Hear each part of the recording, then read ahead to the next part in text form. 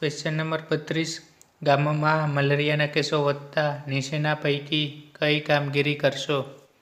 1. પોરાનાશક કામગીરી. 2. ઘરે ઘરે સર્વે અને સારવાર. 3. પાણીની ક્લોરિનેશન. ઓપ્શન એ ફક્ત 3 યોગ્ય છે. ઓપ્શન બી 1 અને 2 યોગ્ય છે. ઓપ્શન સી ફક્ત 1 યોગ્ય છે. ઓપ્શન ડી ફક્ત 2 યોગ્ય છે. આ પ્રશ્ન 2022માં લેવાયેલ MPSWની એક્ઝામમાં પૂછાયેલ છે. અહીં પ્રશ્ન સમજીએ તો ગામમાં મલેરિયાના કેસો વધ્યા છે તો એક તો પોરાનાશક કામગીરી કરવી પડે, કારણ કે પોરામાંથી કોસેટો અને કોસેટોમાંથી પુખ્ત વયના મચ્છર બની શકે અને જે ચેપી વ્યક્તિ છે તેને કરડીને બીજા તંદુરસ્ત વ્યક્તિને પણ કરડી શકે છે. તો પોરાનાશક કામગીરી માટે સામાન્ય રીતે ટેમીફોસ,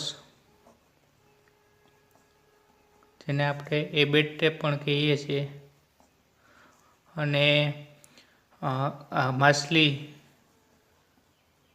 ઉપયોગ થાય છે, જે ગપ્પી અથવા તો ગબુસિયા માછલી કહીએ છીએ. બીજું છે ઘરે ઘરે સર્વે અને સારવાર. MPSW તરીકે ફરજ બજાવતા વ્યક્તિએ ઘરે ઘરે જઈને સર્વે કરવાનો છે કે કયા ઘરે તાવ આવે છે અને તેની સારવાર કરવામાં આવવી જોઈએ, જેમાં એક RDT એટલે કે રેપિડ ડાયગ્નોસ્ટિક ટેસ્ટ અને જેને આપણે સ્લાઇડ કહીએ છીએ, થિન અને થીક સ્લાઇડ લેવાની હોય છે.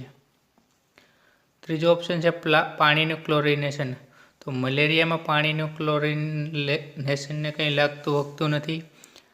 જે પાણી દ્વારા રોગ થાય છે, દાખલા તરીકે કોલેરા, હિપેટાઇટિસ જેવા રોગો જે પાણી દ્વારા રોગ થાય છે, ફેલાય છે. તો અહીં જવાબ થશે બી 1 અને 2 યોગ્ય છે.